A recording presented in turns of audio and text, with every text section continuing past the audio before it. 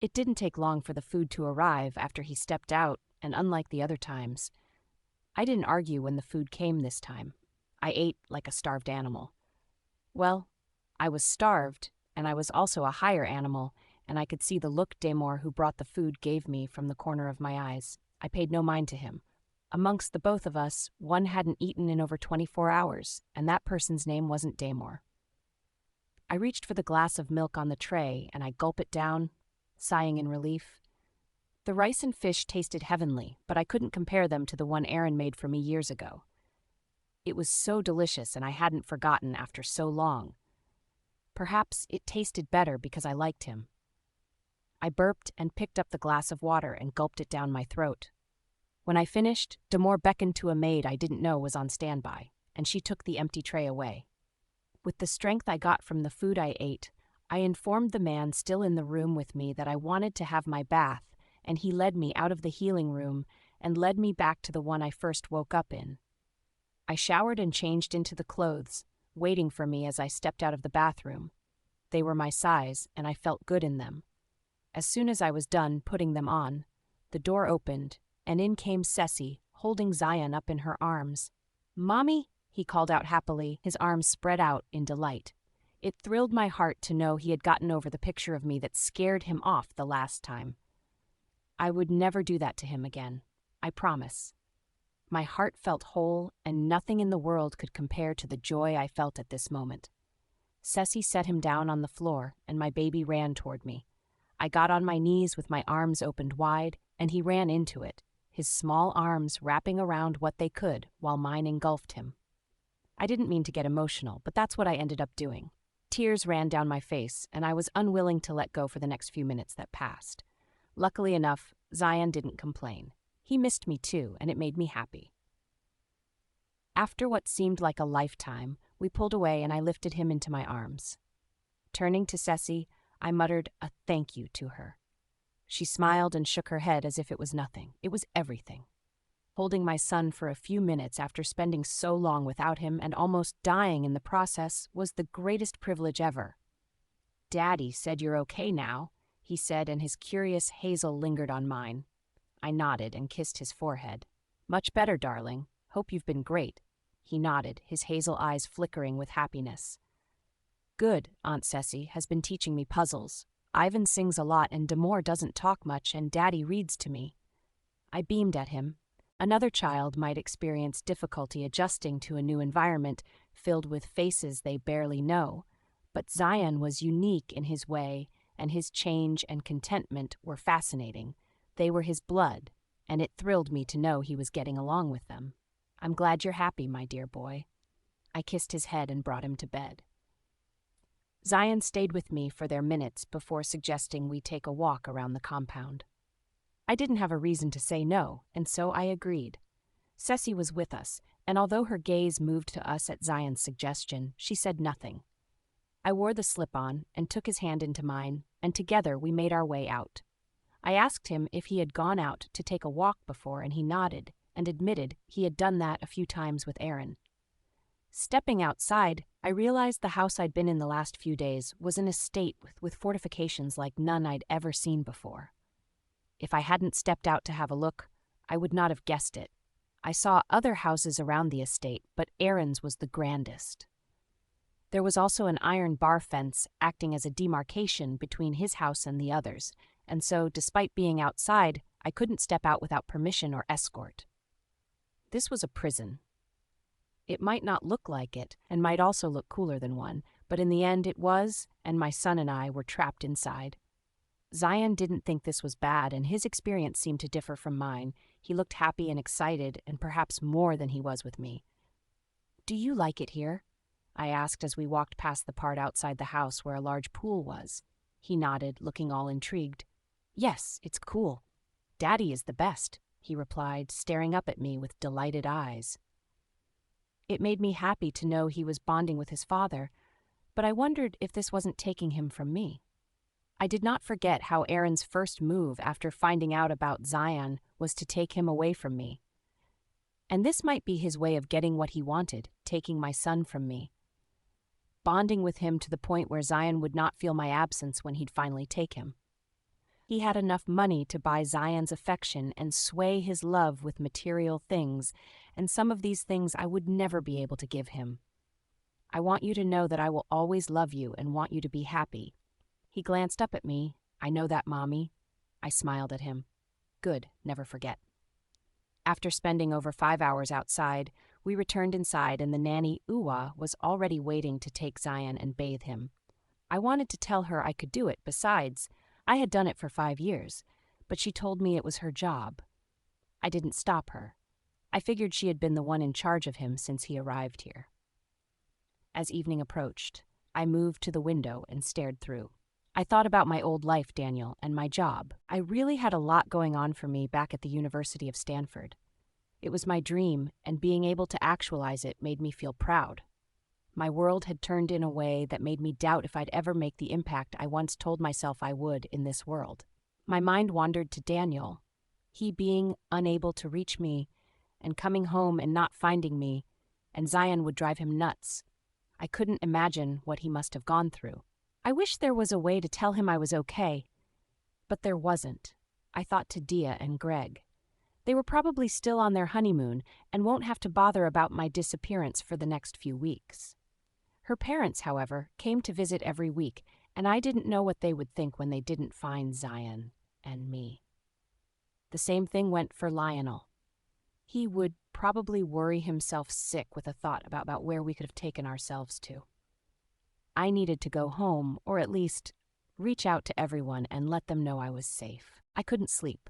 I was awake until midnight, restless and thinking. Dinner came just as Aaron promised, and it was delicious.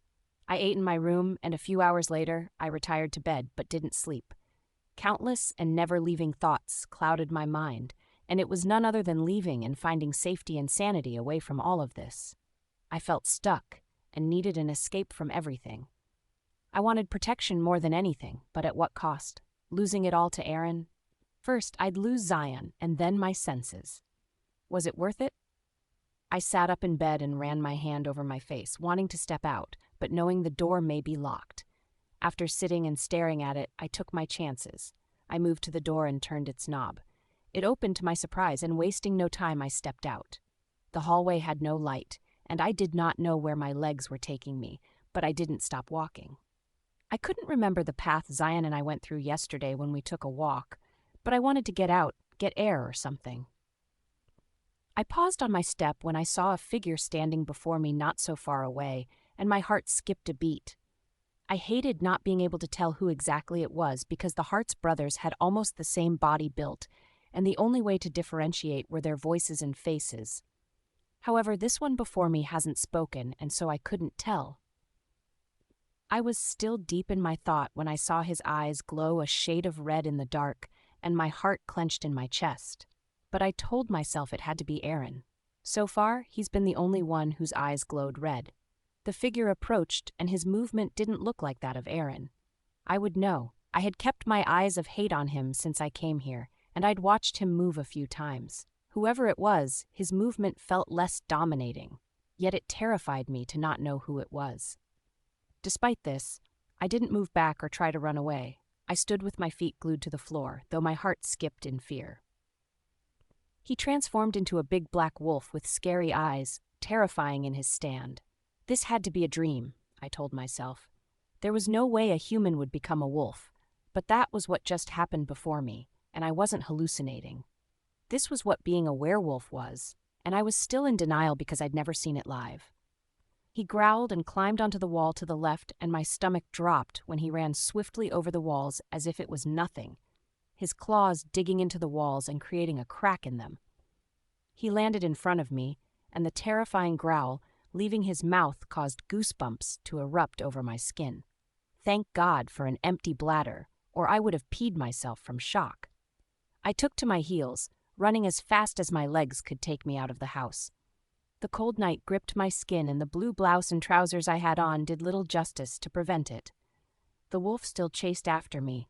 I felt it, but didn't dare to look back. I ran out into the night, still running fast before tripping and falling face down. I coughed and groaned in pain, and I almost stayed there, then remembered thing had chased me out.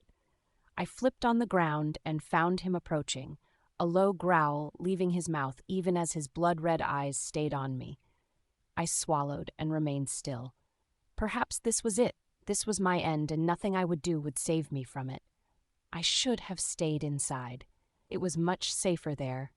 I swallowed and waited for the worse. "Enough, Damore," Aaron ordered from behind, and I turned to find another figure behind me with glowing red eyes. Damore shifted back to his human form, naked, and Aaron tossed the clothes in his hands to him. "You know what? You are no fun, brother," Damore replied, and the next moment his glowing red eyes disappeared. "She's human. She needs to know what we are about. You can't hide her away from it forever." He wore the trousers and pulled the shirt over his head while I tried to not look at him. "She's under my protection, and that means you do not get to scare her or lay a hand on her." He grunted under his breath, clearly not liking the terms Aaron had just set before him. "Again, no fun. With the pace you're going, I see why you won't live as long as our ancestors did." He pointed out before turning to face me, and he must have smiled because I saw his perfect teeth on full display. "I am sorry to have scared you, Zera." He offered me his hand, but I didn't take it. Instead, I pulled myself up on my own and dusted off my dirty trouser. I stared at him in silence, and I felt his gaze move to Aaron, who still stood behind me. "Is she suddenly dumb or something?" "She's not dumb, but after the scare you just gave her, I wouldn't want to talk to you either." Aaron spoke in my defense, and Damore scoffed. "The energy you carry is flat. I'll go find me, Ceci." "We have a pack to lead tonight," he said and walked past me, whistling melodiously. "I am sorry about that." Aaron spoke up once Damore departed. I didn't want his nice self coming into play. They would numb my sense and make me think of things I shouldn't. I didn't want any form of kind gestures from him that wouldn't help. "I doubt you're sorry." I turned around and walked back the way I came from. My heart still hammered heavily in my chest despite no threat or danger before me. Damore had set this fear in me, and I don't know if it would go away any time soon. I entered my room and didn't bother shutting the door, since the only way to lock the stupid door was from outside. The door cracked open not long after, and Aaron stepped into the room. I spun around, my heart still skipping in my chest from the scare Damore did earlier. He had a worried eye as he beheld me, but I didn't want to see it. "You must think I'm not, but I am sorry. This world isn't the one you and Zion are used to. The scare Damore just gave me told me I wasn't safe here. Then why not just let us leave?" He shook his head. "I can't do that, and you know why. I would not act like I do. What I know is there are as many bad people here as they are on the outside. Your brother is one of them." This was my fear speaking. He took a step forward. "Damore plays dangerous games, but he means no harm. We might look bad to you, but one thing we will never do is harm you. The bad ones outside, just like Henry, would seek to harm you.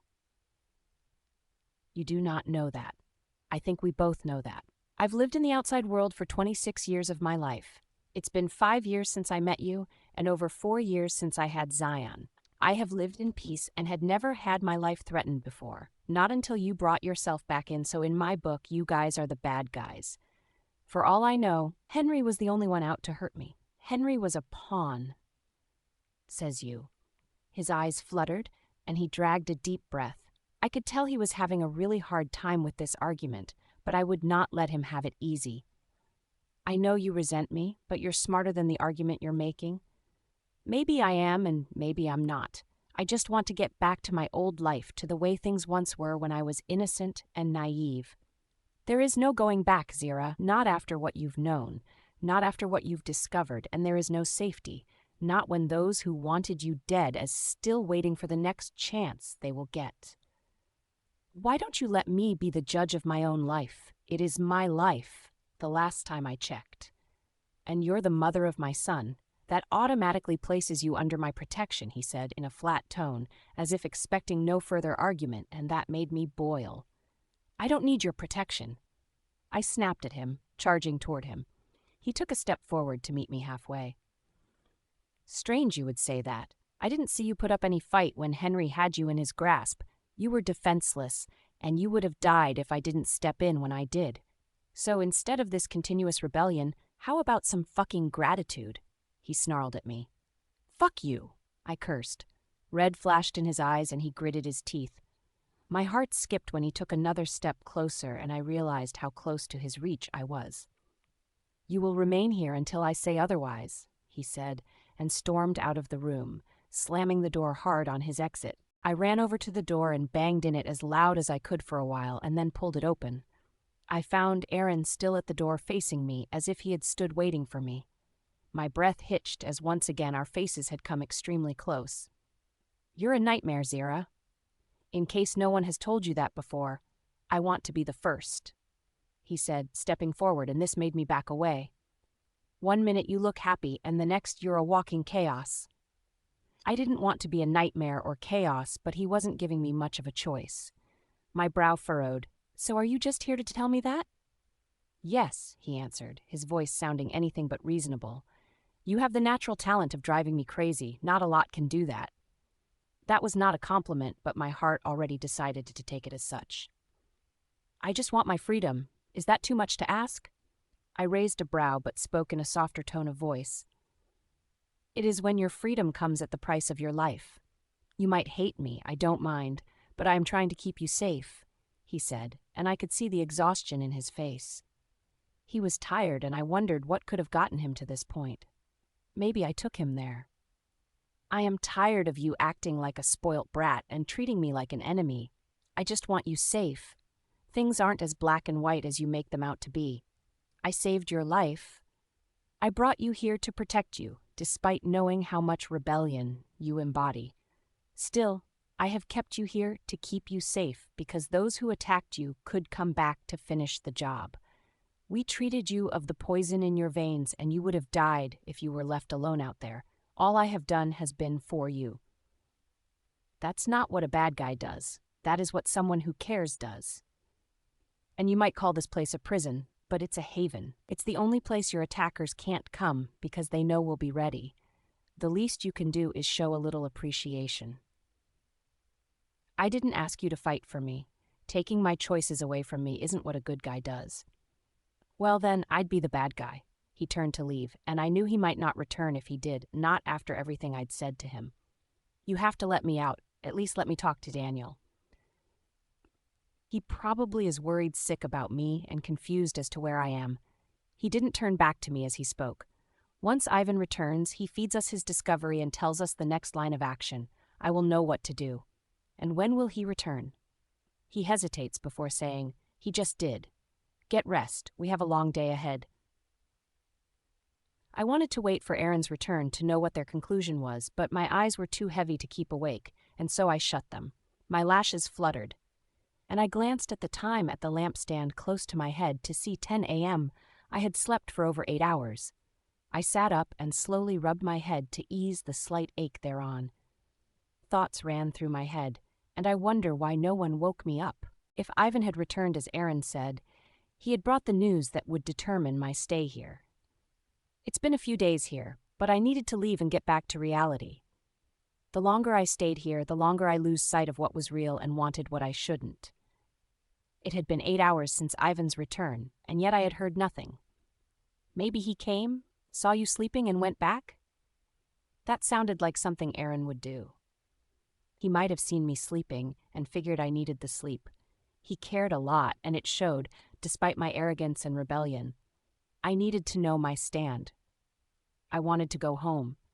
I knew he believed he is protecting me, but what I needed was to be far away from him. I already felt horrible for the kiss I shared with him days ago at Dia's wedding. Being around him all the time wasn't helping. The only way to keep a sound head was to stay angry, and that wouldn't work forever. He had done his best to remain calmer.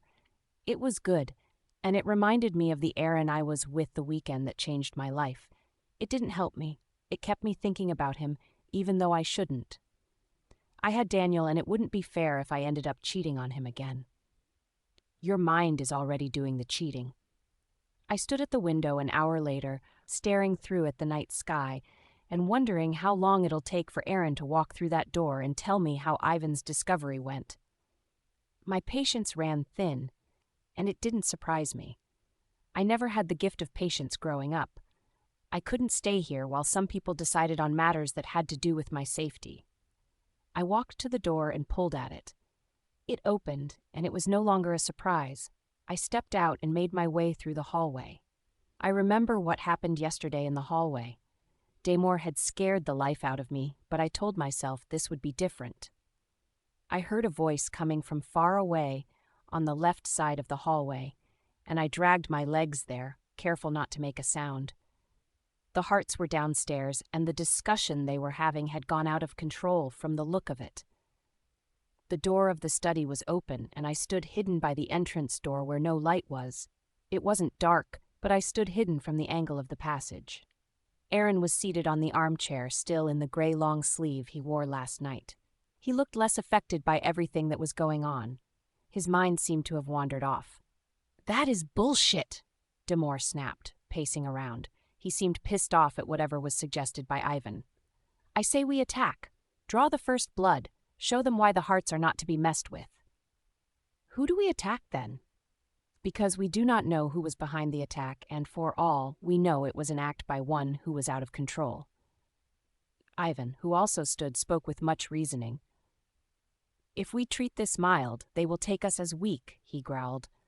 "I agree with you, Damore, but we do not even know who we are up against. As Ivan said, we can't afford to start a war we can't finish."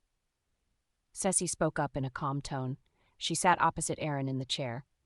"Then we take them all," Damore answered with much confidence. "That's foolish," Ceci argued. He turned to her with his eyes flaring red. "Do not use that word on me. I am still older than you." "Then show it in your words and action." She shot at him. Damore wanted to speak, but stopped himself, and his head whipped around to Aaron, who had sat without saying a thing, and asked, "Are you going to stay silent all day?" At Damore's question, everyone's attention turned to Aaron. He sighed. "I agree with Ivan that an attack without an aim is pointless." Damore scoffed, not so happy with Aaron's response. "So do nothing?" "Sometimes doing nothing is the best strategy. If there was more to the attack, then doing nothing would make the instigator of the attack return, and then we will be ready." He answered and took a moment to pause before saying, "You shouldn't be up or here. You should be in your room resting." Aaron spoke up, moving his gaze over to me, and the eyes of the three others in the room turned to me at the door.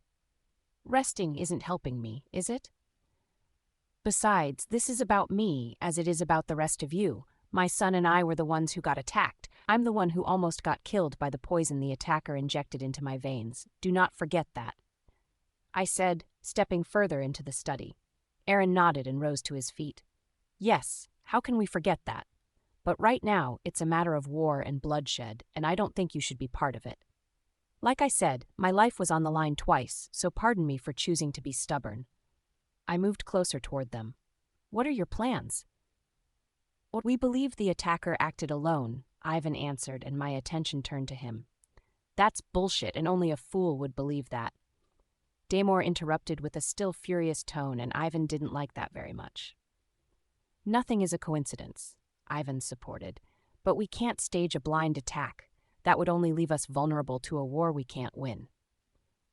We have the numbers. We can take them on. Make sure no one ever thinks about rebellion against the Harts again. And our alpha is weak, and he grows weaker with every day that passes.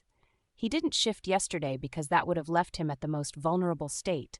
Did you not see what that lowest-ranked wolf did to him? This attack would leave him in a vulnerable position. Is that what you want?"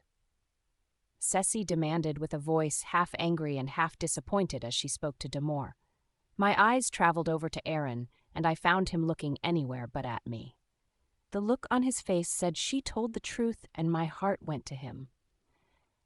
I cannot believe I have been so rebellious and hateful towards him, when all he had tried to do was keep me safe and out of harm's way. He had risked his safety and life to save mine and Zion, and all I gave in return was stubbornness. "Everyone leave," Aaron said, and they all turned to stare at him. "I said leave." He growled furiously, his eyes blazing, and I jump on my stand. With no form of objection, they departed from the study, leaving it empty, but for the both of us. I would have also taken my leave, but I couldn't bring myself to. I felt frozen on the spot by the truth of Aaron's condition and his outburst, and I stood still. "You should leave," he spoke in a softer tone of voice and turned away from me. I wish I could. I felt sad and angry and guilty. sad because I didn't want to see him this way, and guilty because if what Ceci said was the truth, then Aaron had little time, and that means Zion would be fatherless in no time.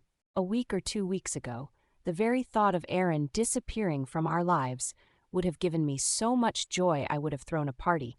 But now, knowing what I know, I felt like a horrible person for everything. I was a horrible person. I cheated him. I cheated him of the years he could have gotten to know his son. I knew he would have given anything to be a part of Zion's life. I can't, I said with a small voice. It was the truth. I couldn't bring myself to leave. My legs felt stuck. He sighed and said nothing else. I wanted to ask many questions, but I couldn't ask why he didn't tell me of his condition because we weren't even friends to begin with. Last I checked, I hated him. The only thing that joined us was our son, and that wasn't enough reason to open himself up to me. Besides, there was nothing I would or could have done to help. I want to be alone, he said. Please leave. I can't, I said again, and I wanted to move at this point, but I didn't find the strength to do that. He turned to me and I saw the wounded look in his eyes, and it broke my heart to see it. Aaron. He shook his head. Don't, he said before storming out. My heart shrunk in my chest and my eyes grew glassy. This hurts much more than I thought, much more than I expected. I knew it wasn't my place and it would just get me into more trouble with him, but I wanted to be there for him. It felt right within me, and leaving him alone, like he requested, didn't feel like something I could do. I followed him outside. The day was less bright as compared to yesterday, and the sky looked cloudy as if it would rain soon. I found him seated on the balcony with his face towards the open field to the left. The chilly breeze blew through his long hair and swayed it around on his face. The same breeze gripped my skin, causing goosebumps to erupt all over, and I wrapped my hands around my exposed arms. He had sensed my presence because he spoke. You shouldn't be out here, Zera. It's not healthy for you. I know, I answered, my lips trembling a little. And yet here you are. It was the way it was. My heart was heavy, and I knew I wouldn't rest today or in the days to come if I didn't step up and did what needed to be done, said what needed to be said. I am sorry. He turned his head to the side but didn't turn fully to look at me. Why? Are you saying that because you mean it or because you don't want to be the villain who wronged a dying man? Both. But I am sorry because I didn't get it before. I do now, and I have had a moment of self-reflection, and I know what a horrible person I have been to you. I have also been a selfish mother to Zion and considered my feeling and insecurities above what was best for him. I denied him the years he could have had with a father who would have wanted him, years he would have been loved and cherished. Now, he may not get the love he deserves because of me, and I am sorry. I was mad when you wanted to take him away, but now I understand why. You're the better parent, and I wronged you so badly, and I need to say I'm sorry. A tear ran down my face. He turned around and finally looked at me. That must have been a hard thing to say out loud. I nodded. It had to be said, and I need you to know that I understand now. I understand why you do the things you do. I turned to make my way back to the room, but his words halted my step. You never reached out all those 5 years. Why? He asked. I didn't want to talk about that, but that was the origin of the lone path I took later in life and was the reason behind every decision I made. Because I had my heart broken by your conversation, which I overheard. You were on the phone talking about the need to find the woman made for you, the one your soul longed for, and I realized that wasn't me. I laughed and shook my head at my grand stupidity. You see, I had somehow fallen for you in the short weekend we spent together, and I was going to say yes to the offer you made about us being more. That conversation, however, broke my heart. It made me question everything, and once again I was the fool in love with the guy who was nothing but a liar. You fell in love with me? He asked as if he couldn't believe what he just heard. We were placing all the cards on the table, and there was no need to lie or pretend. I turned to him and found him already standing with his intent gaze on me. I pressed my lips together and nodded. I loved you. And to an extent, I felt you were the one. I felt the connection I had never felt for anyone else, not even Owen's. That was why I was going to say yes to your offer. It was a risk I wanted to take before the conversation ruined it. I drew a deep breath. When I found out I was pregnant months later, I reached out to call you. I wanted to tell you our weekend together had brought forth a child, but some woman picked up the call and called you babe over the phone. I let my insecurities and heartache take over. I feared you would take him and cut me out of your lives, and I did the cowardly act of hiding him from you. That's the truth in its entirety. I hope a day would come when you will forgive me for my shortcoming, Aaron Hart. He stayed silent, and I took my leave and went inside. I didn't see or hear from Aaron the rest of the day, and I didn't expect to see him. He must have figured out I was the crazy one and chose to distance himself from me. I deserved it. I was the villain, all the while I thought I was the victim. But sitting still and thinking everything through made me realize I pointed the fingers at the wrong person all those years. I saw clearer now, and coming out with the truth didn't make me less of a bad guy. Sleep didn't come easy, a lot stayed on my mind. I had come out with the truth, which had weighed on me for the past 5 years, but I still didn't feel good. I laid in bed with my mind fixed on the way forward, and not long after that, I fell asleep. This wasn't how I thought it would happen, but it was here and there was no going back. I dragged myself to the table where my bag was, groaning in pain with every step I took. My water had just broken, and it meant the baby was coming and I was all alone in the house with none to help me out. I pulled out my phone from my bag and dialed Dia's number, and after a few rings, she picked up. "Hey, babe." Her energetic voice came through. "Dia?"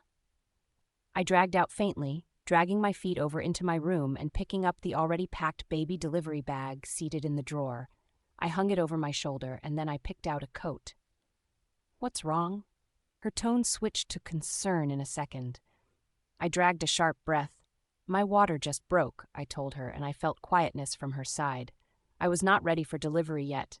According to the doctor's words, the baby was due for another week, and so I did not gear my preparations for today. Unfortunately for me, a baby was on its way now, and there was no going back. "Where are you?" "I'm still at home." "Can you walk?" I nodded and then realized she couldn't see me. For now. I picked up my bag, which had my car keys and purse and hospital card. I had my red maternity gown on, and I didn't think about changing it. I am on my way. Dia lived 40 minutes away from my house, and there was no way she was going to make it on time. I knew waiting for her would not be the best decision, especially now that I could feel the baby's need to be born. "I don't think I can hold on that long, Dia," I honestly told her, biting into my lips to channel the discomfort that coursed through my stomach down south. I dragged myself towards the door and sweat broke over my face.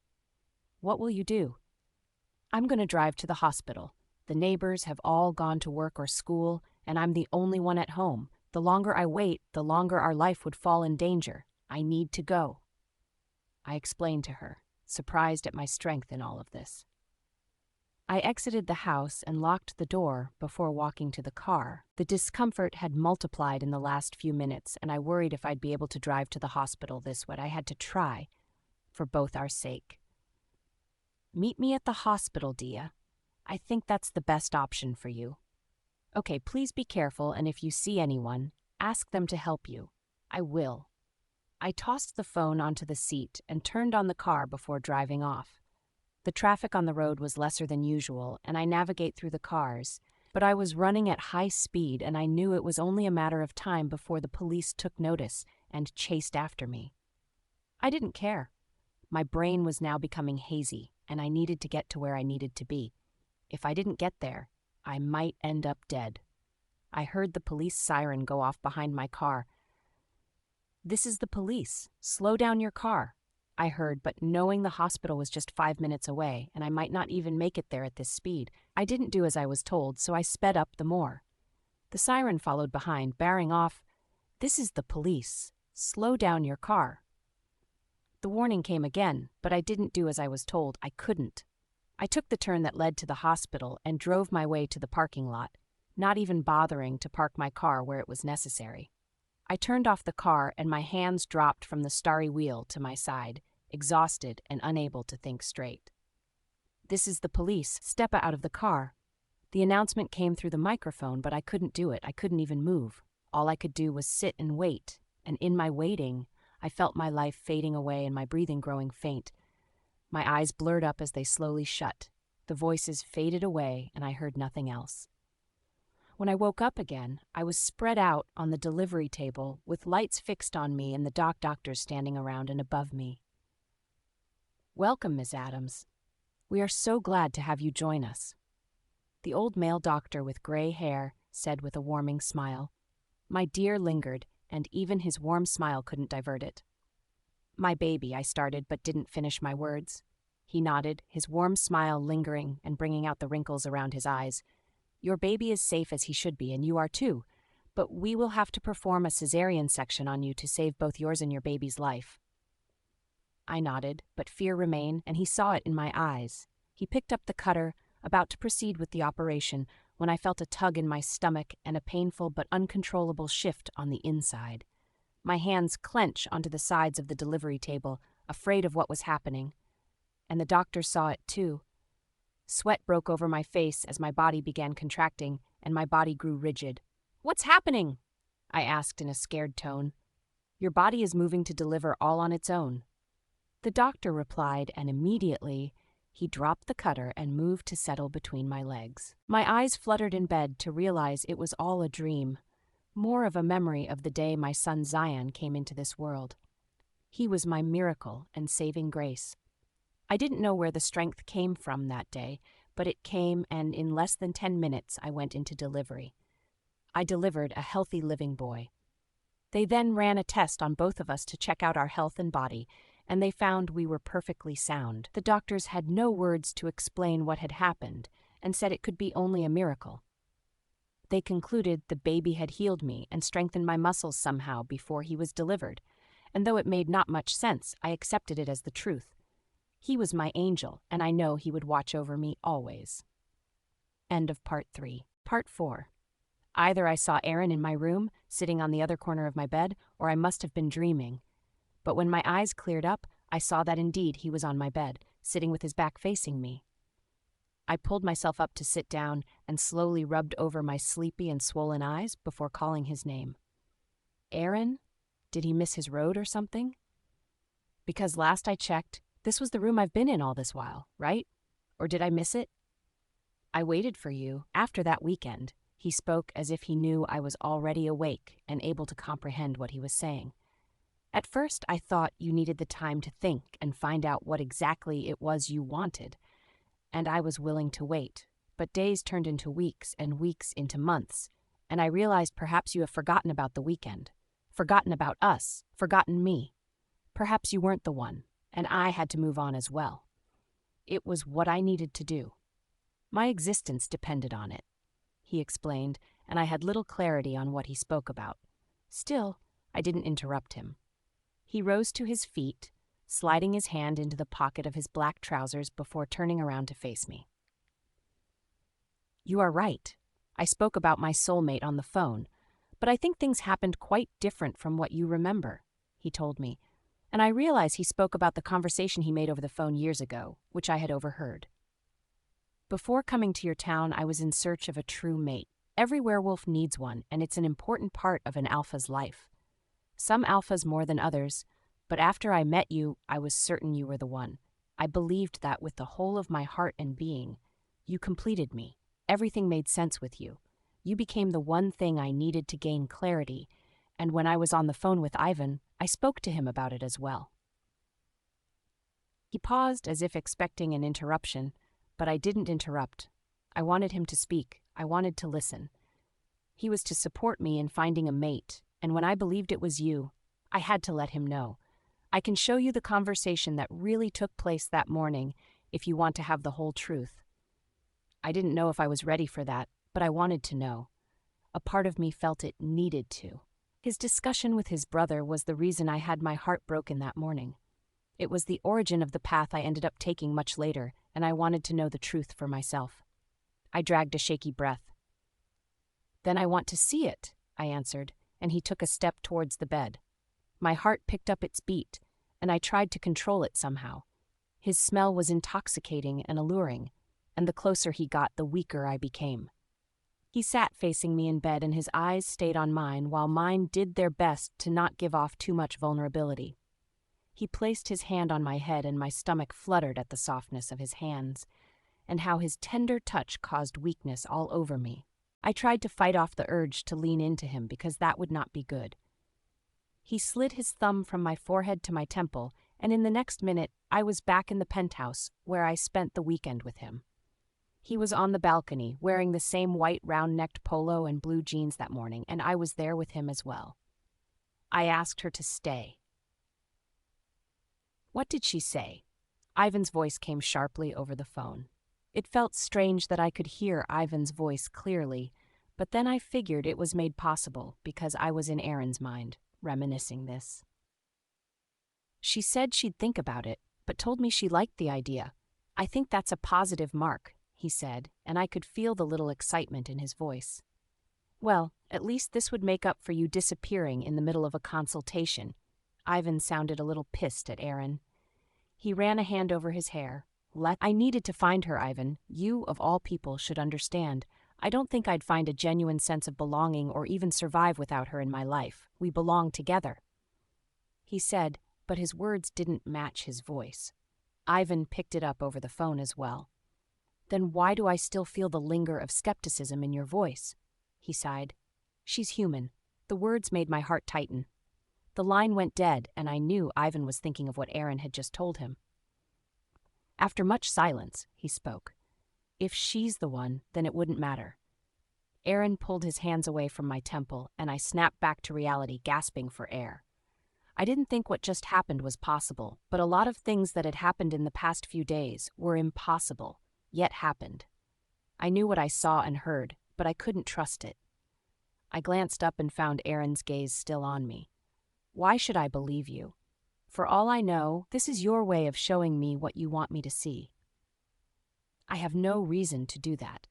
What you just saw is my memory, and it hasn't been tampered with. You might not believe it, but I know deep down you know it's the truth. If this was the truth, then what I thought I heard wasn't the truth. I also had my heart broken for nothing. I should have confronted him then. Oh, how much pain and tears I would have saved myself. I thought you had someone, I admitted. I thought you were cheating on her with me, as Owens did to me using Tatiana. I felt angry and hurt and used, and I believed you did not differ from him. That was why I never called back. I should have asked for an explanation, but I didn't think it was in my place to do so. We were just two people that met during the weekend to have fun and nothing more.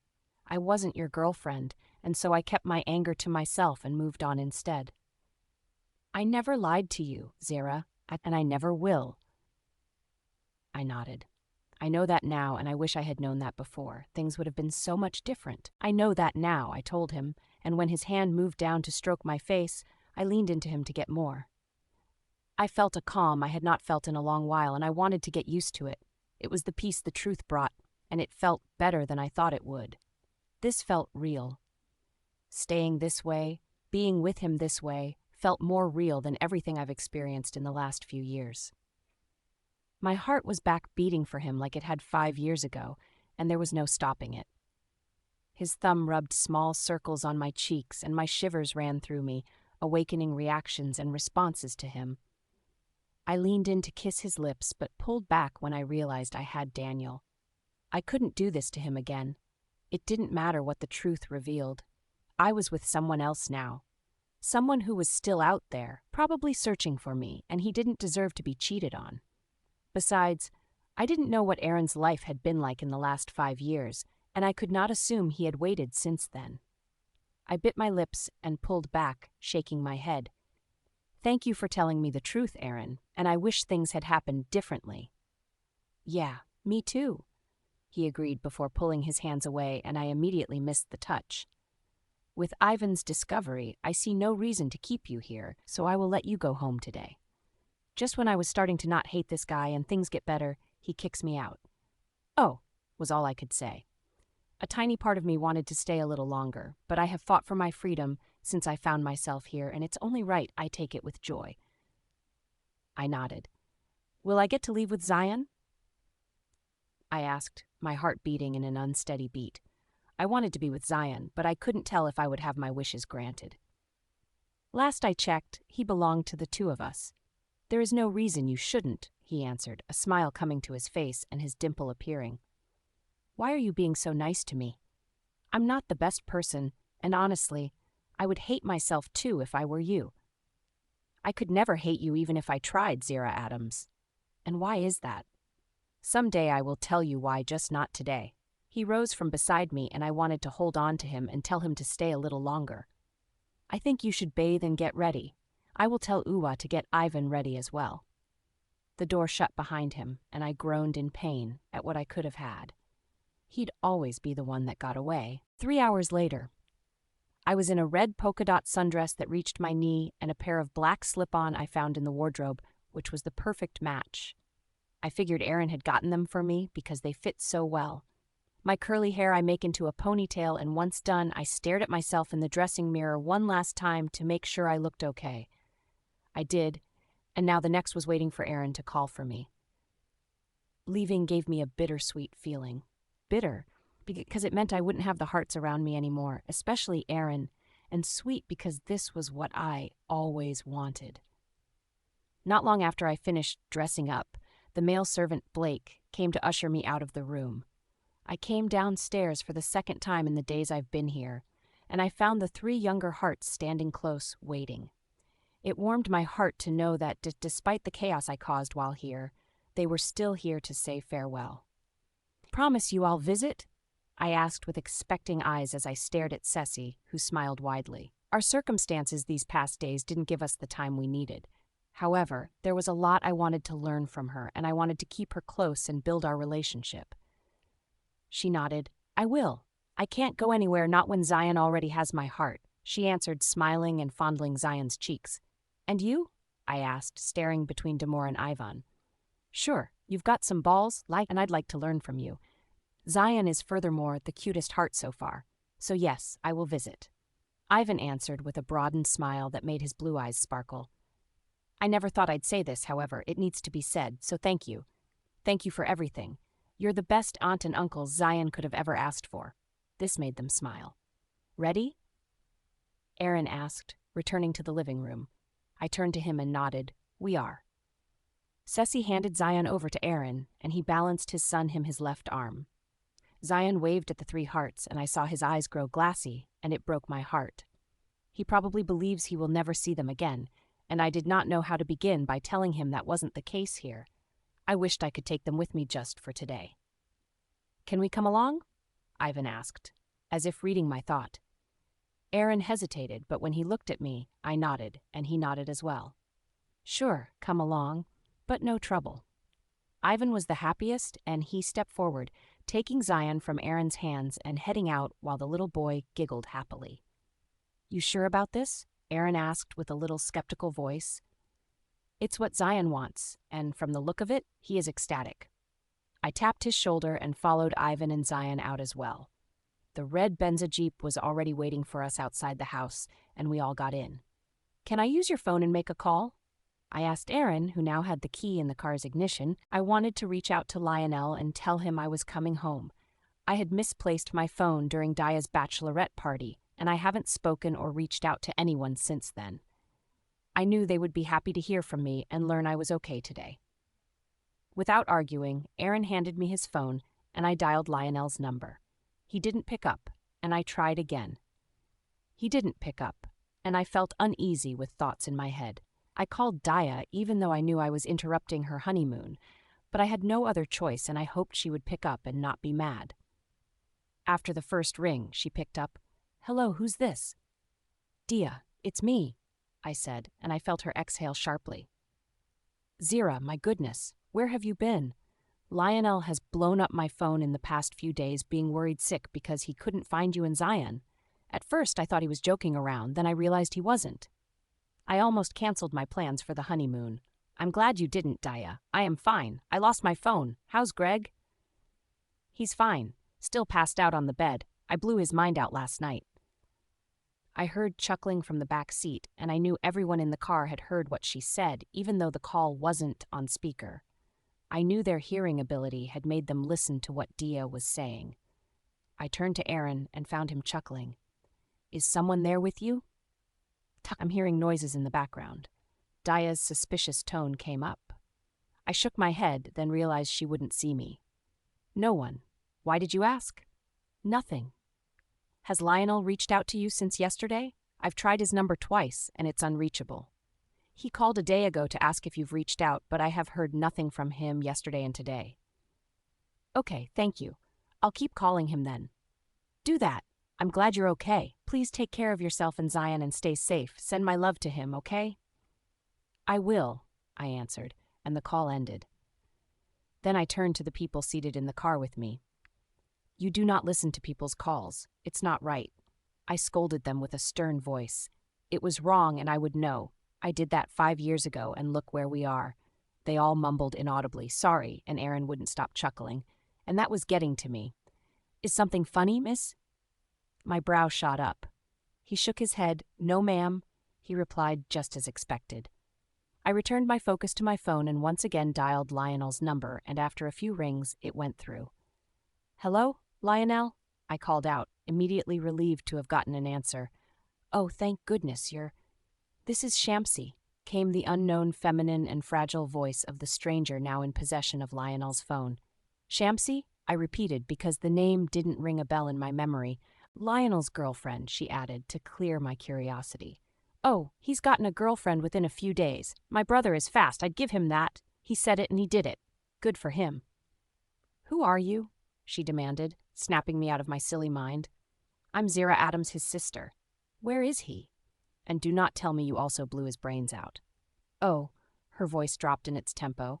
Lionel is in the hospital. He was involved in a crash on his way over to my place last night. My heart sank like the Titanic after she said he was involved in a crash, and my whole mood changed. He was taken to the hospital and has been there since, she finished, bringing me out of my thoughts to focus on her. Where is he now? I asked, barely holding my trembling voice together.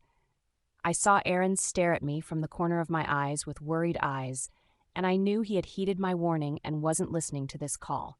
However, judging from the quietness I got from behind, I wasn't sure the same could be said for those seated in the back seat.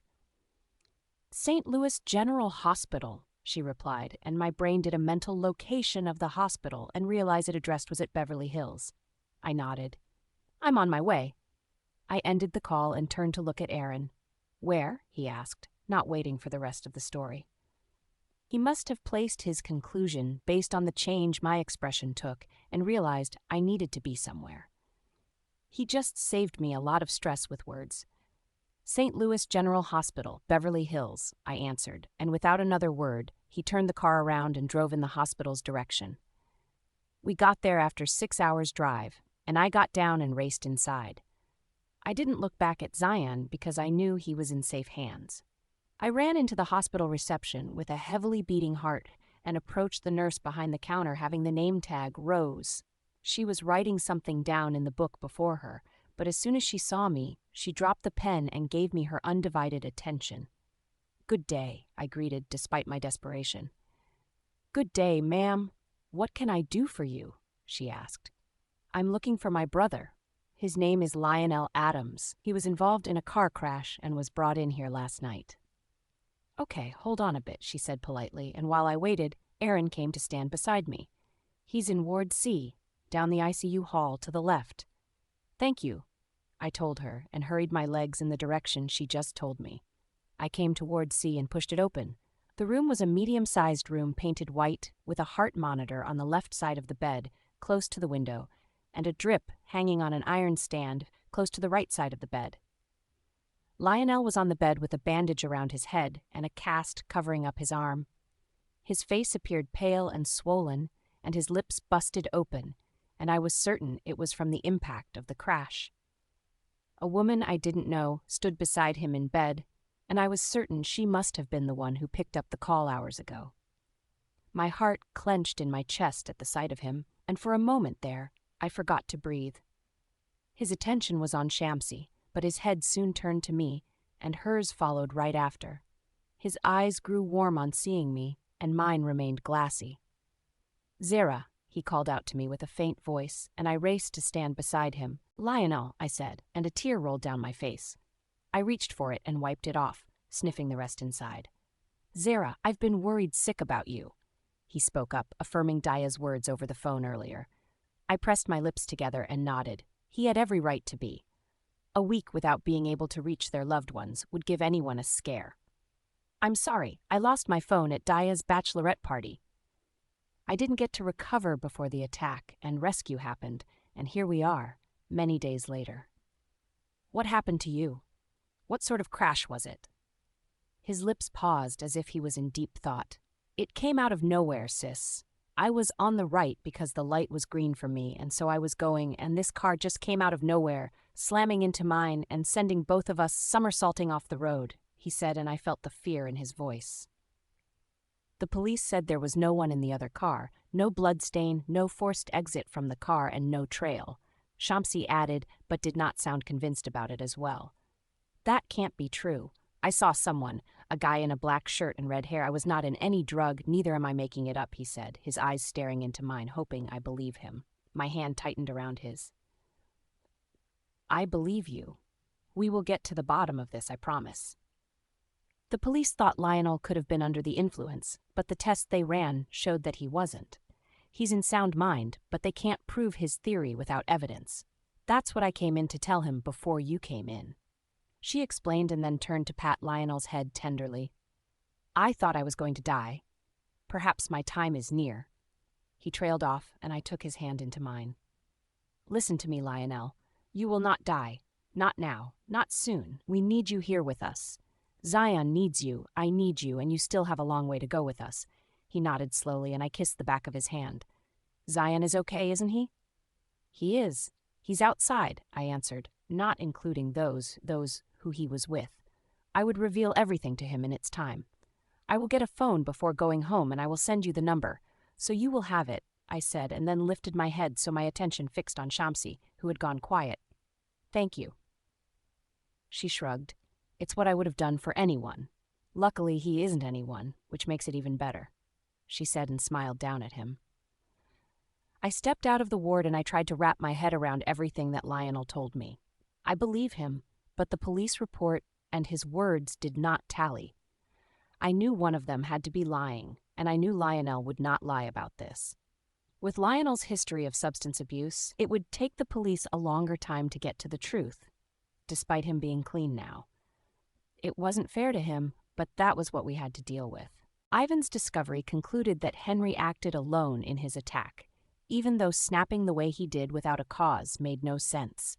It made no sense that a car without a driver crashed into Lionel's and left him in a terrible state, but here we were. I didn't want to make wrongful conclusions, but I was beginning to think the same people behind my attack were behind this. Of course, I couldn't tell him that. That would only make him worry more, and besides, I could be wrong. Whatever the reason was behind these attacks, I knew they wanted to eliminate the Adams, and I wanted to know why. Get out of my way. I heard the voice I knew and hated yell not so far from me. Turning around, I found Betty standing there with a look of disdain on her face. I wasn't surprised. The last time we met, she wasn't welcoming, and I didn't expect something different.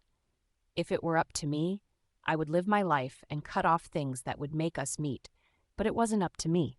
Lionel was the link between us, and we seemed to care about him. Behind her stood Tatiana, with a less confident look on her face compared to the last time I saw her over a year ago. It was not in my place to care, so I paid her little mind. Betty crossed her arms over her chest, making the tight pink blouse she had on tighter. Her pale blue eyes stared at me from head to toe with a look of contempt. You, what the hell do you want here? Haven't you done enough? She yelled at me. I scoffed at her words and audacity. Enough? Lionel is my brother. I am here because I care about him. Care about him? This is all your fault. I scoffed and shook my head. How's it my fault? You kept moving him around and traveling 6 hours just to see that little bastard you call a child. Look where that got him, she snapped at me, her face turning red. For Lionel's sake, I didn't want to lose my temper, yet this witch and her evil mouth were pushing it. I would gladly take her insult and name-calling because of Lionel, but I will not take insult and name-calling of my son. I will apologize later. I will not stand here and have you talk about my son that way, Betty. Or else what? You've always been a good-for-nothing child. Everything you touch turns to ruin, and I will not let you bring your rotten hand anywhere near my son." She threw her crude words at me. "I wouldn't speak to her that way if I were you," Aaron growled, and this made me turn to find him standing behind me with a murderous look on his face.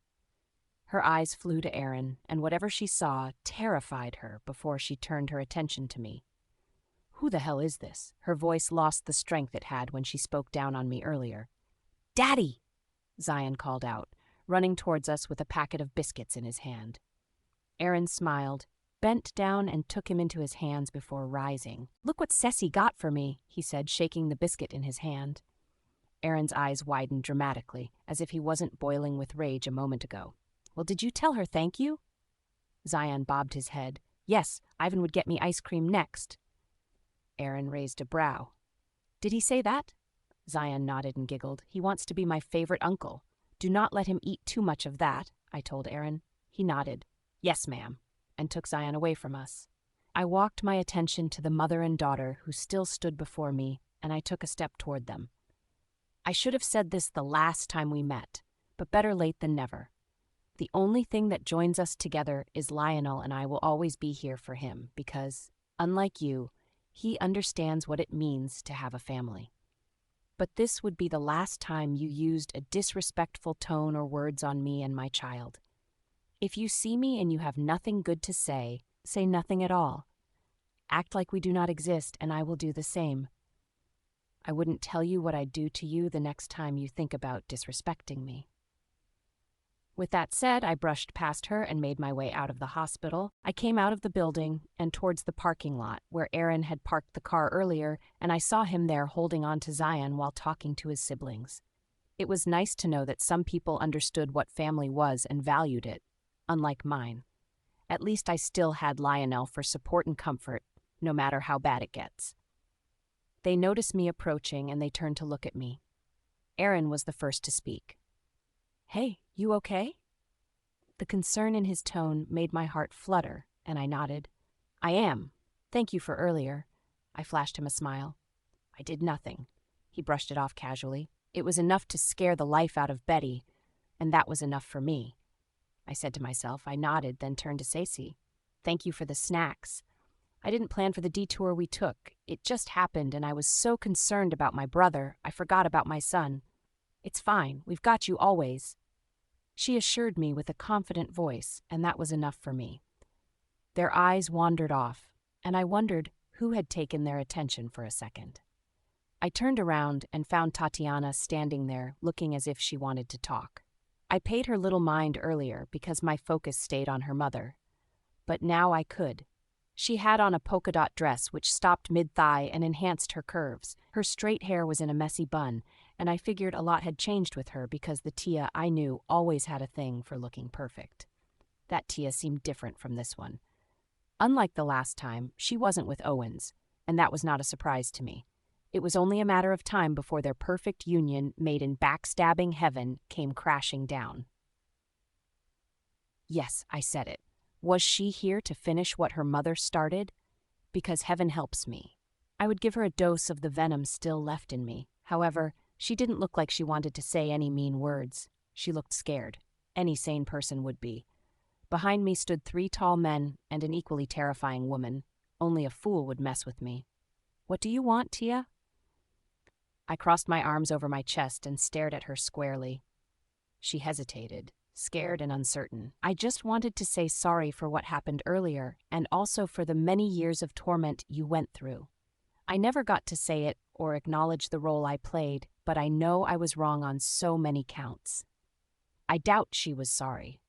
Owens has probably left her, and she now realized I wasn't the villain I was made into being all those years. This is the case of a cheating partner who apologizes not because they believe what they did was wrong, but because they were caught in the act. "Why?" I demanded. "Owens finally left you for someone better? Someone young?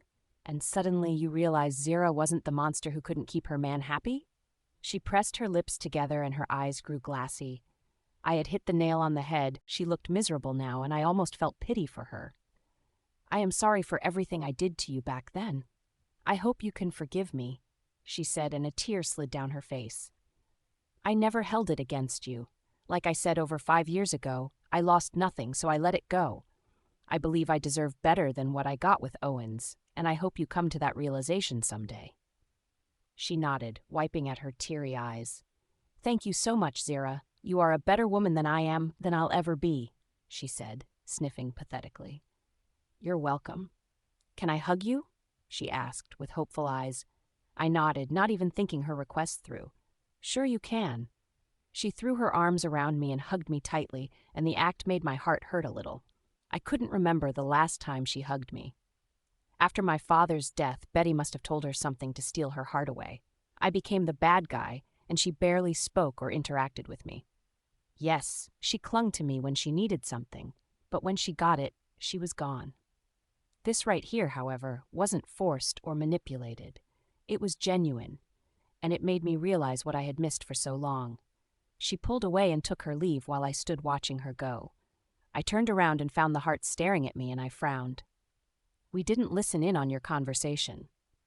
Ivan quickly spoke up, as if trying to bail them out of any trouble that might arise. We didn't have to, Damore added. Are you okay? Aaron asked. Yes, I am. I lied. I need to go home. I am so tired, and I know Zion is too. I will take you, Aaron offered, and I didn't say no. The day had turned the way we didn't anticipate, and so the younger Hart siblings chose to go home. They were 6 hours from the Park estate, and since Aaron would not be returning, they needed to be back there and keep things moving. I understood and thanked them for their help throughout the day. Aaron, Zion, and I departed and drove the rest 4 hours that led to my home. It was done in silence, and that silence must have gotten to Zion because he fell asleep in the back seat where I had him strapped in. Your brother? Aaron started after an hour of driving quietly. I broke gaze with the side of the road which I had my eyes fixed on since the trip started and moved it to him. He didn't look at me, but I saw he wanted to. How's he now? I never got to ask because of your mother. I sighed. He will survive. He's a fighter. Just like you, he mumbled under his breath, but I heard him. My heart fluttered. His attack came out of nowhere, just like mine. I told him the police said there was no one in the other car, but he could swear there was. He saw him, but his history with substance abuse would drag the investigation on. You think this was an attack? He asked in a small tone, as if deep in thought. I know it is. His attack makes me believe Henry didn't act alone. This is all connected somehow, and the Adams are the target. I might be wrong, but my gut says otherwise. He became silent, and that was the last thing I needed, but as I opened my mouth to speak, he did. I think you're right. I also think this has something to do with me, but I cannot tell who's behind it. His words triggered my next question. Don't you have any enemies? I raised a brow. I have many enemies, he corrected, and that is why I fight to keep you and Zion safe for as long as I can. A part of me wanted to go back to the estate where I'd been these past few days. There was guaranteed safety there compared to the outside world, but my loved ones were in the outside world and they were vulnerable. Will we ever be safe? He reached out and took my hand on my lap into his. The touch sent a spark through me, and I didn't want him to let go. He squeezed down on it before glancing at me.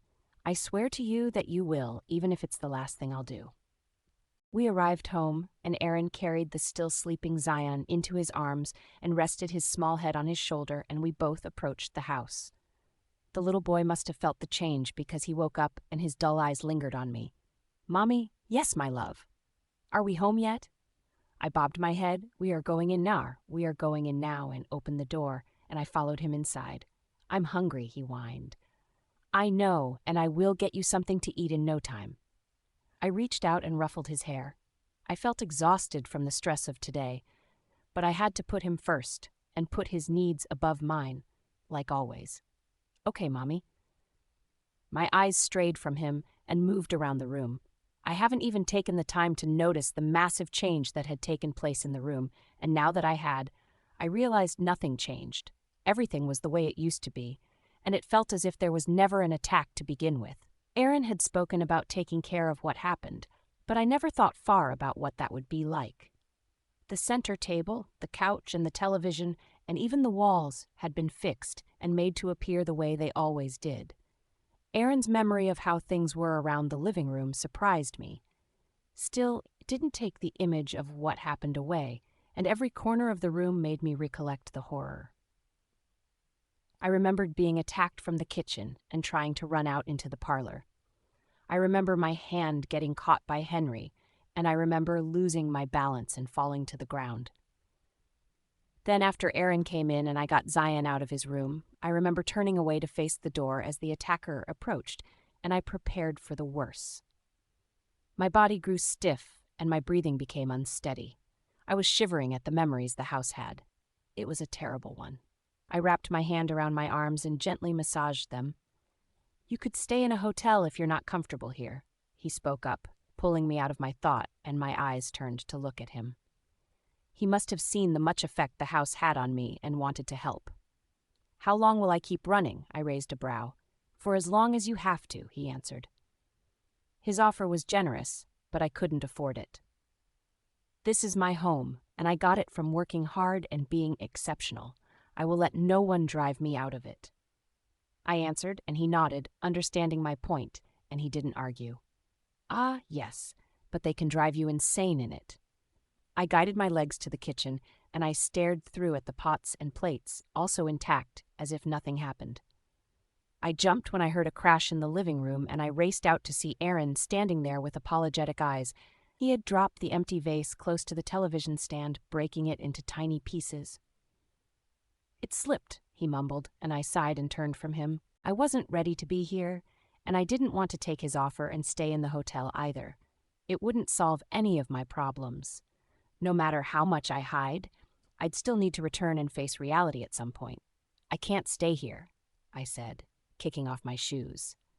The memories of what happened feel like yesterday, and it's only a matter of time before it drives me completely insane. I didn't care how revealing the truth made me look, but I didn't want to pretend anymore. "I just don't think running away will help. I could stay the night," he offered. "Where would you sleep?" My brow arched. "Don't your kind sleep?" He chuckled. "I am touched that you care," he said before turning to look around. "The couch is empty." I didn't reject his offer to stay over because I couldn't stand the idea of being alone in this house with Zion. I wasn't expecting any form of attack, but it would feel comforting to know that we weren't the only ones in the house. "Do you want that?" he asked, and I realized I hadn't given him an answer to his suggestion. "Yes," I nodded, but no more breaking of stuff. "Yes, ma'am." I returned to my room, and after showering, I changed into my pajamas. It was just a few minutes past 6 p.m., but I knew I would go nowhere else before I sleep, and I wanted to wear something comfortable. I regretted that action after stepping out and meeting Aaron in the living room. I had forgotten I gave consent to him staying over, and I was dressed in my nightwear already. My cheeks warmed up as his eyes widened when he saw me, and I wanted the ground to open up and swallow me. "You look good." "Shut up." I glared at him and walked into the kitchen. Zion had gone back to sleep, and Aaron tucked him into bed in his room. I had to make sure dinner was ready before he woke. The fastest and easiest thing to make now was pasta. We still had those last I checked. "Do you need my help?" Aaron asked from the door, and I froze for a moment, then realized he was harmless. I shook my head. "I've got it." "You're sure?" "Yes. You could just stand at the door like that. It would help assure me that no one is coming for my head." I laughed and poured the water into the cooker after turning it up. "Sure, I can do that, but whoever wants your head would have to take mine first." That was the reassurance I didn't think I needed, but did. "Thank you," I said, genuinely meaning it. "You're welcome." I poured the pasta into the pot, and I turned to stare at him and found him leaning against the doorway with his arms crossed. With his arms crossed, his muscles bulged, making the blue long sleeve hug him tightly. His hair looks a little messed up, and his face redefined due to his now trimmed beards. All these features I had failed to notice this morning while leaving the estate. He was just as good-looking as always, and knowing he wasn't human, which, by the way, he hinted at from the very first weekend we spent together, explained a lot about him. I snapped out of my thought and found his gaze on me, analyzing my features hidden in the pajamas. It sent shivers down my spine, and I looked away. "How long do you have?" I blurted out, snapping his attention from my body back to my face. He stayed silent, although understanding my question. "I don't know," he mumbled under his breath, and I barely heard it. "Do you have more than a year or two?" I raised a brow. He chuckled, and his voice held so much life. "I'd be lucky if I get a year, Zera." My heart went out to him. "I'm sorry." He shook his head and stepped toward me. "It's not your fault, and I hope you believe that." I wanted to ask more questions, but the cooker timer went off, and I jumped and turned around to face what I was cooking. I felt his gaze on my every move while I cooked, and though affected by it, I remained silent. Zion woke up before I finished cooking, and when he came downstairs, Aaron attended to him. I finished and served 3 plates instead of 2 because we had an extra mouth to feed tonight. I placed the 3 plates, forks, and glasses of water into the big tray and carried it out. I served on the dining table, and they came after I beckoned to them. We sat around the table to eat, and I noticed how Aaron stared at the meal before him. "This isn't the type of food you eat, is it?" He pressed his lips together and shook his head. He saw me make it earlier. Why didn't he say anything? Well, he was probably being noble, since this wasn't his house. "Try it. Mommy cooks delicious," Zion said, already grabbing his fork and plate. "I don't doubt that." He turns to Zion, his eyes flickering with adoration as he stared at his son. "Then what is it? You made pasta for me 5 years ago," I reminded him. He nodded. "Yes, and that was 5 years ago. A lot has changed since then." "What do you eat then?" I asked, and I was curious to know and see if it was something I could make. "Wow, Zera, your soft side for this man is showing." "Well, he's been around all day for me and Zion, even though he had other things to do. This is the least I can do." "More meat, especially during these times." "These times? What do you mean?" "I am not as strong as I should be, and the less meat I consume, the weaker I become." He explained, and I understood his point now. "I do not have meat," I said. I didn't want it to get to me, but not having what he wanted didn't feel right. "I know." The look on my face must have affected him because he picked up the fork and ate through, despite knowing this wasn't what he needed. I was the first to feel sleepy, and Aaron told me he'd put Zion to bed when he gets sleepy, and I had nothing to worry about. That was comforting, and I retired to bed without wasting time. I woke up to the sound of soft singing, and I wonder who had gotten up so early and had to wake others up as well. I rubbed my eyes before turning to the clock on the lampstand to see it was almost 8 a.m. My eyes opened wide, and I realized the day had already begun. Zion was probably up and hungry since he always had an enormous appetite. I didn't even care to know how I looked before dashing through the door and toward Zion's room. I opened the door but saw no one in bed. He had already woken up and left his room. I hurried into the living room, yet I saw no one there. The music, however, was louder here than it was in the room. The living room also had the aroma of eggs and butter, and whatever was happening in the kitchen had to be delicious because my mouth was already watering. The singing continued, and this time I could hear the wordings. "I could watch you for a lifetime. You're my favorite movie. 1,000 endings. You mean everything to me." I walked into the kitchen, and there they stood facing the cooker. Zion was in his blue pajamas sitting on the counter and bobbing his head to the song his father was singing while having his focus on the pan before him. Aaron had only his white singlet and black trousers on, singing and stirring the pot before him. He was still in his blue long sleeve from yesterday because I didn't have any male clothes to give him, and it looked a little ruffled up now. Forever fascinating. I hope you don't stop running. I stood at the door, not ready to disturb or interrupt the picture before me. It was perfect. Father and son bonding moment, and I just wanted to watch. You are my cinema. Action, thriller. I could watch you for a lifetime. I had never heard the song he sang before, but it was now my favorite, and this man sang it wonderfully. Was there anything this man wasn't good at? Singing, cooking, making money, sex. Damn, he was also good at killing. And just like always, my mind ruins a perfect moment. "Mommy," Zion called out, and Aaron turned around to look at me. I smiled and made my way over to him. "Good morning, Mommy." I got to where he was and took him into my arms. "Good morning, Zion." Then I turned to Aaron. "Good morning to you." "Good morning, love. I hope I didn't wake you up with my singing." "You didn't, but you kept me up with it." "I'm hungry. Daddy didn't want to wake you, so he is making breakfast," he announced. "I see that." I eyed the pan and saw the sauced egg and vegetables, and it looked like an absolute delight. "Smells delicious. Thank you." He smiled at me, and that weakening dimple appeared. "And I'm sorry if I had overstepped by cooking without first asking for your permission," he said. "Trust this man to add nobility to his many virtues.